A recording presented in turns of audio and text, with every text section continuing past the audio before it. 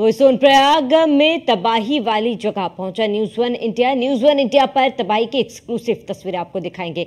200 metre तक सड़क landslide होने से खत्म हुई है। बादल फटने और तेज बारिश से लगातार दरक रहे हैं पहाड़। बड़ी खबर आपको बताते, जहां न्यूज वन इंडिया पर तबाही का मंजर, तबाही की तस्वीरें आपको दिखा रहे हैं, जहां 200 मीटर सड़क लैंडस्लाइड होने से खत्म हुई है। लगातार रेस्क्यू ऑपरेशन जारी है और बादल फटने, तेज बारिश से लगातार पहाड़ दरक रहे हैं। ये बड़ी खबर आपको बता रहे हैं, जहां सोनप्रयाग में तबाही वाली जगह पहुंचा न्यूज वन इंडिया। ये बड़ी जानकारी आपको बताते, जहां न्यूज वन इंडिया पर तबाही की एक्सक्लूसिव तस्वीरें दिखाते। 200 मीटर तक सड़क लैंडस्लाइड होने से खत्म हुई है।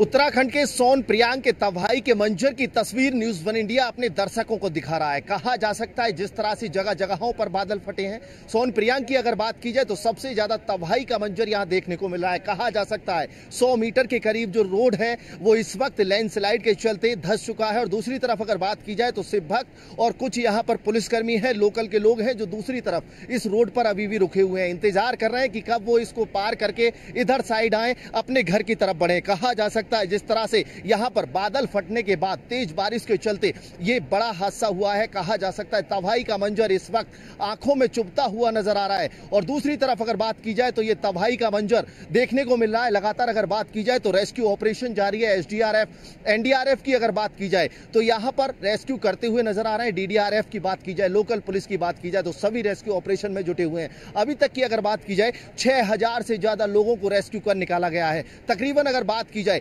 1500 लोग अभी ऐसे हैं जो रेस्क्यू के लिए बचे हैं, लेकिन कम से कम अगर बात की जाए 150 से ज्यादा लोगों का, 150 से ज्यादा परिवारों का संपर्क टूट चुका है। लगातार अगर बात की जाए प्रशासन संभव प्रयास कर रहा है। मुख्यमंत्री की बात की जाए, मुख्यमंत्री बेहद संवेदनशील है। लगातार हादसे को लेकर के अगर बात की जाए तो पल पल की प्रशासन से अपडेट ले रहे हैं। प्रशासनिक अधिकारियों की बात की जाए, प्रशासन अमले की बात की जाए तो इस वक्त सभी मैदान में मौजूद है। कहा जा सकता है सोनप्रयाग में इस वक्त पूरा प्रशासन मौजूद है। लगातार एसडीएफ, एनडीआरएफ की टीम रेस्क्यू ऑपरेशन कर रही है। ये वो मंजर है, वो तबाही है जो हम आपको दिखा रहे हैं। न्यूज वन इंडिया के कैमरे में सब कैद हो रहा है। माना जा सकता है कि जिस तरह से रोड यहां पर धंसा है, सबसे नजदीक, सबसे करीबी पहुंचकर न्यूज वन इंडिया की टीम इस वक्त वो चीज आपको दिखा रही है, वो मंजर आपको दिखा रही है जो उत्तराखंड में इस वक्त तबाही बना हुआ है। फिलहाल हमारे साथ हैं हमारे सहयोगी हैं मोहसिन खान, उनसे एक बार बात कर लेते हैं। जिस तरह से तबाही का मंजर है, 11 साल पहले अगर बात की जाए, 11 साल में उत्तराखंड में क्या बदला है, क्या नहीं बदला है। मोहसिन जी, सबसे बड़ा सवाल, 11 साल बाद फिर तबाही का मंजर है। और तबाही के मंजर की बात की जाए, देख सकते हैं किस तरह से लैंडस्लाइड हुआ है। लगातार पहाड़ों की बात की जाए, ऊपर से गिर करके रोड टूटते हुए नजर आ रहे हैं, यहाँ पर बाधित होते हुए नजर आ रहे हैं। देखिए अतुल, सबसे बड़ी बात तो यह है कि जून 2011 में सबसे पहले उत्तराखंड में आपदा आई थी। आपने और हमने देखा था कि किस तरह से तबाही का मंजर था, जगह जगह लाशों के ढेर लगे हुए थे।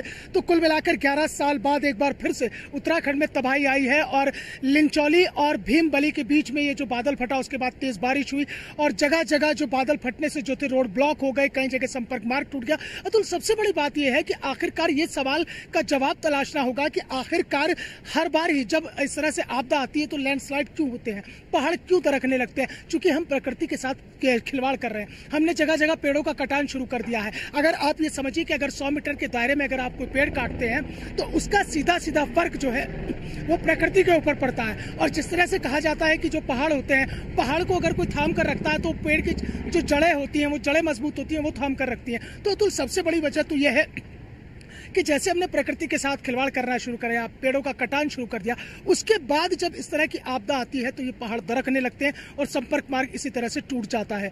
तो कुल मिलाकर 11 साल की अगर हम बात करते हैं, उस अंतर को देखते हैं, तो मुझे नहीं लगता कि ज्यादा कुछ बदला है 11 साल के भीतर। क्योंकि सरकार अपनी तरफ से कोशिश कर रही है, लगातार उत्तराखंड की सरकार कोशिश कर रही है। उत्तराखंड के मुख्यमंत्री पुष्कर सिंह धामी लगातार कोशिश कर रहे हैं, लगातार प्रयास कर रहे हैं कि जो केदारनाथ की यात्रा है या 4 धाम की यात्रा है या कोई भी उत्तराखंड में होने वाले धार्मिक धार्मिक यात्रा है उसे सुगम बनाया जाए, उसे सुरक्षा के नजरिए से बहुत अच्छा बनाया जाए। लेकिन कुल मिलाकर जब जो दूसरे लोग प्रकृति के साथ खिलवाड़ कर रहे हैं, उनके साथ अन्याय कर रहे हैं, तो उसका कहीं ना कहीं ये असर देखने को मिलता है। देखिए मोहसिन, सबसे बड़ा सवाल ये होता है कि जिस तरह से यहाँ पर आपने कहा कि पेड़ काटे जा रहे हैं, पेड़ के काटने से कहीं ना कहीं जो पहाड़ है वो दरकते हैं और टूट कर गिरते हैं, जिसके बाद इस तरह की आपदा देखने को मिलती है। लोग परेशान होते हैं। सिर्फ भक्तों की बात की जाए, आस्था की बात की जाए, देखिए केदारनाथ बाबा की अगर बात की जाए, बड़ा आस्था रखते हैं लोग। 6 महीने कपाट खुलते हैं और 6 महीने की अगर बात की जाए तो भारी तादाद में आसपास के राज्यों के हो, आसपास के जिलों के हो। उत्तराखंड जिले की अगर बात की जाए, उत्तराखंड राज्य के ही कई जिले हैं जहां के भारी तादाद में लोग पहुंचते हैं। उत्तर प्रदेश है, राजस्थान है, दिल्ली है, मध्य प्रदेश है, कई ऐसे राज्य हैं जहां के लोग ज्यादातर यहां पर आस्था के लिए पहुंचते हैं। लेकिन कहीं ना कहीं अगर लोगों की बात की जाए, मैं उधर देख पा रहा हूं, आप भी देख पा रहे हैं पीछे जिस तरह से यहां पर लोग इंतजार कर रहे हैं, क्योंकि ये लैंडस्लाइड हो चुकी है। रास्ता वहीं इस पूरी घटना पर श्रद्धालुओं का क्या कुछ कहना है, आपको सुनाते हैं। केदारनाथ में बादल फटने के बाद जो तबाही हुई है, कहा जा सकता है भयानक मंजर है, कहा जा सकता है। जिस तरह से यहाँ पर ये तबाही का मंजर देखने को मिल रहा है, सड़कें ब्लॉक हो चुकी हैं। कहा जा सकता है कि लोग हैं चारों तरफ, अगर बात की जाए, पत्थरों की बात की जाए, पत्थरों से रोड ब्लॉक हो चुके हैं। क्या है, कितनी देर से आप काम कर रहे हैं और आगे का क्या मंजर है? आगे का तो अब गए नहीं, इतना पता नहीं है, लेकिन इधर का तो हम अभी 10-15 दिन हुए हम आए हुए, लगे हुए। यहाँ पर ऐसी है 10-15 दिन से रोज ही ऐसी हो रहा है यहाँ पर बारिश। तो कहा जा सकता है कि ये मंजर देखने को मिल रहा है, यहाँ पर भयानक मंजर है। कई जगहों पर बादल फटे हैं, कई लोगों की जान गई है और अभी तक अगर बात की जाए तो सरकार की तरफ से तुरंत रास्ते दुरुस्त कराने के लिए आपको लगाया गया है। जी सर, क्या करे सर, ऐसे ही हो रखा है। रोडे देखो, आगे आगे देखो और खराब हो रखी रोडे। रोड छोटा है, गाड़ी अब 1-2 चलते नहीं, 2-3 लाइन चलाते हैं लोग, गाड़ी लोगों अलग। अब ऐसे ही तो मरते हैं सर, क्या करें, ऐसे ही मरते हैं लोग। कहा जा सकता है कि जिस तरह से यहाँ पर रोड की व्यवस्था नहीं है, लेकिन सरकार प्रयास कर रही है कि जल्दी से जल्दी रोडों को खोला जाए। अब कर ही रहे सर, हम भी कर ही रहे, जितना जल्दी हो सके हम भी कर ही रहे, लगी रहे, मजदूर आदमी है हम भी सर, क्या करें, लगी रहे हम भी। देखिए केदारनाथ की तबाही है और कहा जा सकता है कि चारों तरफ जो ये पत्थर नजर आ रहे हैं, जो पेड़ नजर आ रहे हैं, जो सड़कों का हाल है वो बयां कर रहा है। जिस तरह से यहाँ पर बादल फटने के बाद निचले हिस्सों की अगर बात की जाए तो तेज बारिश के चलते ये सड़कें बह गई हैं, रोड यहाँ पर ब्लॉक हो चुके हैं। लेकिन दूसरी तरफ मैं दिखाना चाहूंगा जिस तरह से देर रात तगड़ी बारिश ने यहाँ पर तबाही का मंजर देखने को मिला है। कहा जा सकता है कि पत्थर वो खिसल करके नीचे आए हैं। चारों तरफ अगर बात की जाए तो यहाँ पर जो सरकार के मजदूर हैं वो काम करते हुए नजर आ रहे हैं। कहा जा सकता है कि पत्थरों को तोड़कर रोड को खोलने का काम किया जा रहा है और दूसरी तरफ अगर बात की जाए तो माना जा सकता है कि पत्थरों के बीच में जिस तरह से रोड ब्लॉक हुआ है उसको तुरंत खोल करके यहाँ से राहगीरों को निकालने का प्रयास किया जा रहा है। माना जा सकता है कि जिस तरह से बादल फटा है और बादल फटने के बाद तबाही के मंजर की अगर बात की जाए तो ये वो लोग हैं जो इस तबाही को लोगों से तबाही के मंजर को लोगों के भय से निकालने का प्रयास कर रहे हैं। यानी कहा जा सकता है कि सड़कों को, पेड़ों को काटकर यहां से सड़क को सुचारू रूप से चालू कर रहे हैं। कुलचंद के साथ अतुल शर्मा की रिपोर्ट के